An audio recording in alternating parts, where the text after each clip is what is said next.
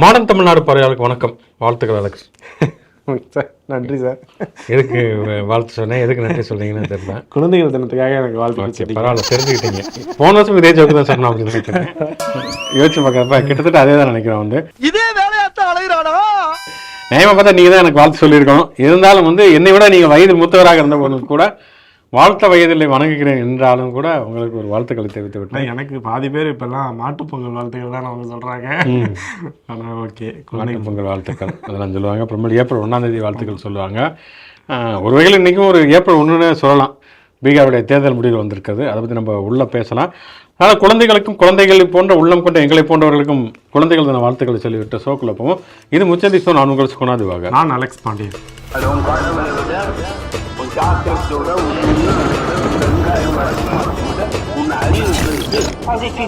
பீகார் தேர்தல் முடிவுகள் வந்திருக்கின்றன. நேற்றை பேசியிருந்தோம். கிட்டத்தட்ட எல்லாமே எதிர்பார்த்த முடிவுகள் தான்.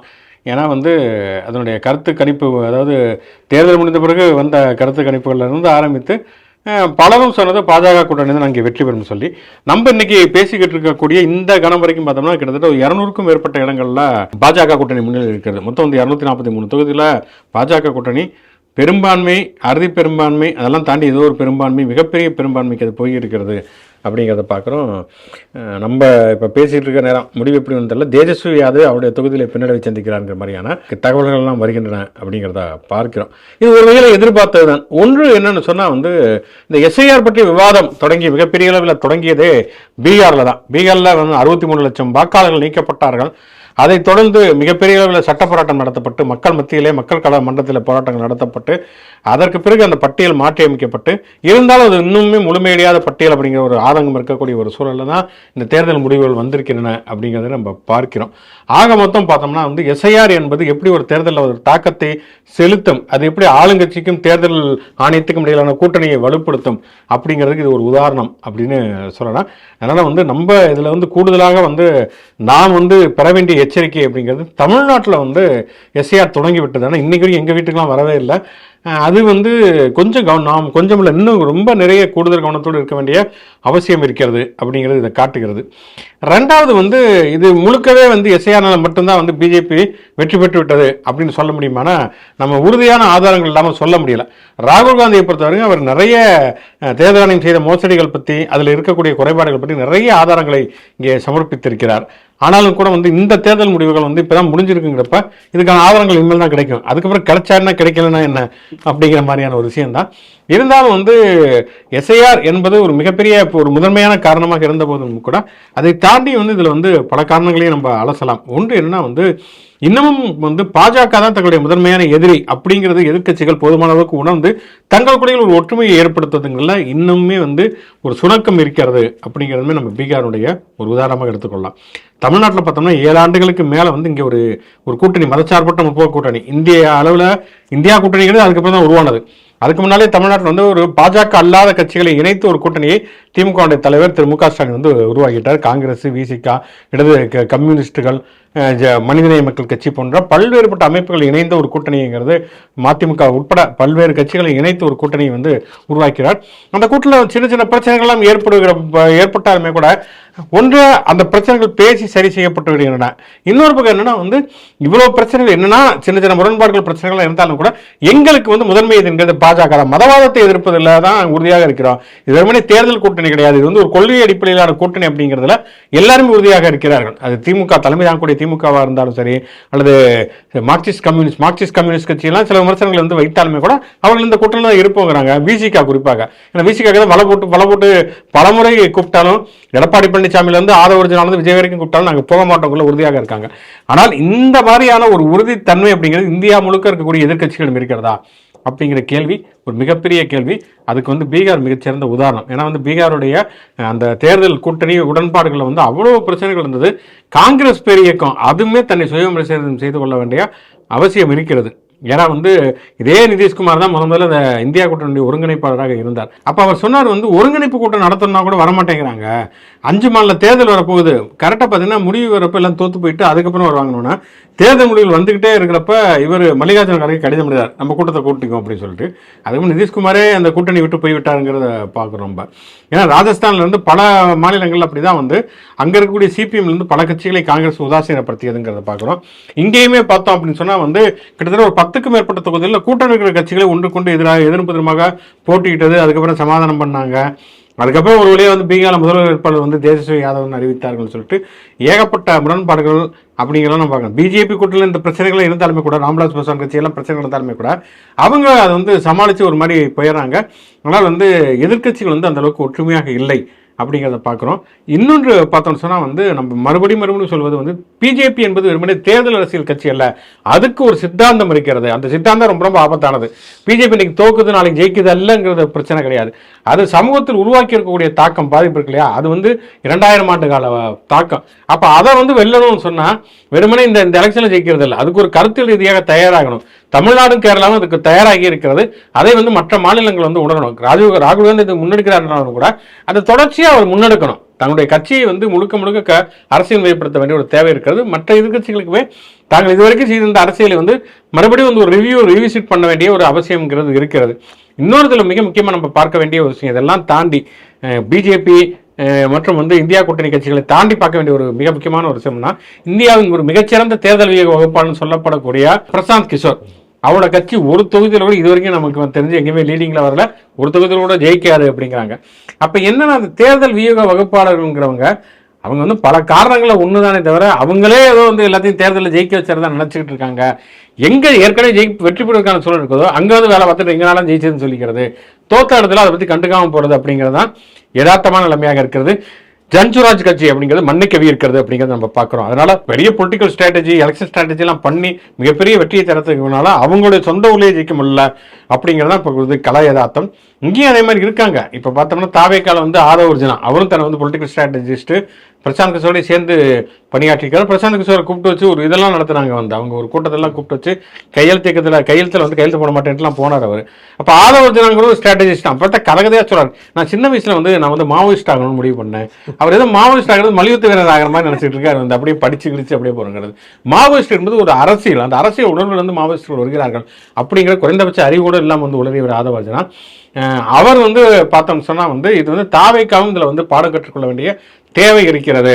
எப்படி எதிர்கட்சிகள் வந்து பாடம் கற்றுக்கொள்ள வேண்டிய தேவை இருக்கிறது, அது மாதிரி தமிழக வெற்றி கழகம் என்கிற கட்சி அது வந்து கட்சியோட தலைவன் ஒருத்தர் இருக்காரே தவிர மற்றபடி அந்த சட்டையை எல்லாருமே போட்டுட்டு அலைகிறாங்க அப்படிங்கிறப்ப அதுல பெரிய சட்டையா போட்டுட்டு அலைகிறவர் ஆதவ அர்ஜுனா. அவர் வந்து தன்னை வந்து பெரிய தேர்தல் இயக்க வகுப்பான்னு சொல்லிட்டு 1967 திரும்பும் 77 குப்புறப்படுக்கும் இப்பெல்லாம் சொல்லிட்டு இருக்காரு. பிரசாந்த் கிஷோர் இந்தியாவுடைய மிகப்பெரிய ஸ்ட்ராட்டஜிஸ்டா இருக்கக்கூடிய அவரே அங்கே வந்து குப்புற மண்ண கவி இருக்காரு அப்படிங்கிறதா விஜய்க்கு ஒரு எச்சரிக்கை தான் இந்த தேர்தல் முடிவுகள் அப்படின்னு சொல்லலாம். நீங்க சொன்ன மாதிரி வந்து பாஜக வந்து அசுர பலத்தோட ஒரு தேர்தல் பாட்டுக்கு நடந்துகிட்டே இருக்கு. வெற்றிங்கிறது மாறாம வந்து எந்த மாநில தேர்தல்னாலும் பாஜக வெற்றின்னு தொடர் கதையா ஆகிட்டே இருக்கு. பாஜக வந்து அசுர பலத்தோட 2 மடங்குக்கு வேலை செய்யுதுன்னா அதுக்கு பதிலுக்கு 4 மடங்குக்கு வேலை செய்ய வேண்டிய இடத்துல வந்து இந்தியா கூட்டணி எதிர்கட்சிகள்லாம் இருக்கு. பட் அதை வந்து தொடர்ந்து அவங்க செய்ய தவறுறாங்களோ அப்படிங்கிறதான் தேர்தல் முடிவுகள்லாம் நமக்கு தெரியப்படுத்துது. இதுல வந்து இப்ப வரைக்கும் 30லேருந்து 35ங்கிறது இந்தியா கூட்டணி வந்து முன்ன பின்ன மாறி மாறி வந்துகிட்டு இருக்காங்க. அதுல வந்து தேஜஸ்வி யாதவ் கட்சி தான் வந்து 30+. காங்கிரஸ் வந்து 5 சீட்டு கூட அவங்களால முன்னிலை தான், இன்னும் வெற்றி நிலவரம்னு வரல. 5 கையில் 5 தானே இருக்கு, அவன் வர முடியல. ஸோ அந்த நிஜமான கலை யதார்த்தம் வந்து அப்படிதானா அப்படின்னு நமக்கு சந்தேகம் வர அளவுக்கு தான் இருக்கு. ஏன்னாக்கா நிதிஷ்குமாரா இருக்கட்டும், பாஜக இருக்கட்டும், ஒரு 10 சாதனைகள் அப்படின்னு சொல்லி அவங்களுக்கு ஓட்டு கேட்குற அளவுக்கு வந்து நமக்கு தெரிஞ்சு எந்த சாதனையுமே கிடையாது. நிதிஷ்குமார் வந்து 15 வருஷம் அவங்க ஆட்சியில் இருக்காரு. ஆனாலும் மோடி வந்து நான் வந்து ஆட்சிக்கு வந்தா ரோடு போடுவோம், தண்ணி வீட்டுக்கு விடுவோம், வீடு கட்டி தருவோம்ட்டு பேசிக் நீட்ஸை தான் திருப்பியும் சொல்லிக்கிட்டே இருந்தாரு. ஆனாலும் வந்து நினைச்சு பார்க்க முடியாத அளவுக்கு டபுள் செஞ்சுரி போற அளவுக்கு, அதாவது எப்படின்னாக்கா நிதிஷ்குமார் கட்சியோட பாஜக அங்க கூடுதல் தொகுதிகளில் ஜெயிக்கும் அப்படிங்கிறதான் நிலைமை. அதுக்கு முதலா இங்கிருந்து எடப்பாடி பழனிசாமி வாழ்த்து தெரிவிக்கிறாரு. அடுத்து அந்த நிலைமை இங்கே தான் அப்படின்ட்டு. ஏன்னா இப்போ நிதிஷ்குமார் வந்து முதலமைச்சராக ஆக்கப்பட்டாலும் அவர் வந்து தன்னிச்சையாக செயல்பட முடியாத நிலை. ஏன்னாக்கா அவரோட அதிக எம்எல்ஏக்கள் பாஜக இருப்பாங்க. அவர் 5 ஆண்டுகள் முழுமையாக முதலமைச்சராக இருப்பாருங்கிறதும் நம்மளால உறுதியாக சொல்ல முடியாது.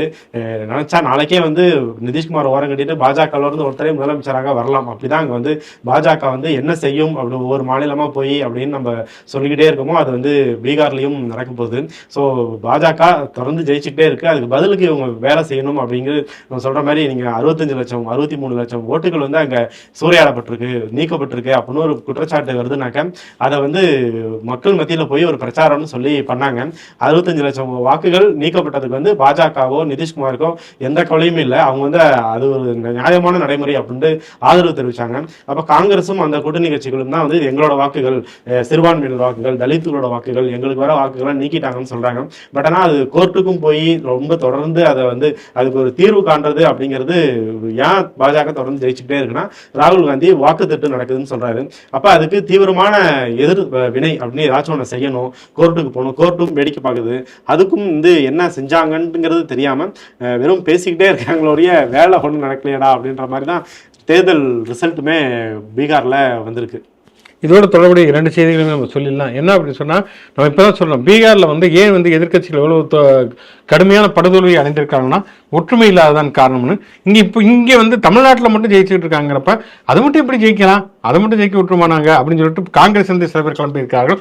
அவங்க நம்ம வந்து திமுக கூட்டணி வேணாம், தாவேக்காவோட போகலாம் அப்படின்னு சொல்லிட்டு இந்த ராஜேஷ்குமார்னு ஒருத்தர் இருக்கா. அப்படி அவர் இது வரைக்கும் நான் பார்த்ததில்லை. அந்த கிரைமன் ராஜேஷ்குமார் தான் நமக்கு தெரியுமே தவிர, அவர் அப்பப்போ வந்து ஒரு அட்டென்ஷன் சீக்கிங்காக ஏதாவது ஒன்று சொல்லுவது அப்படிங்கிற ஒரு விஷயத்தை வந்து சொல்லிட்டு இப்போ வந்து தாவேக்கோட கூட்டணி வைக்கணும்னு காங்கிரஸ் கூடிய அவர்கள் உதிரிகள் ஒரு 4-5 பேர் தான் அவங்க பேசியிருக்காங்க.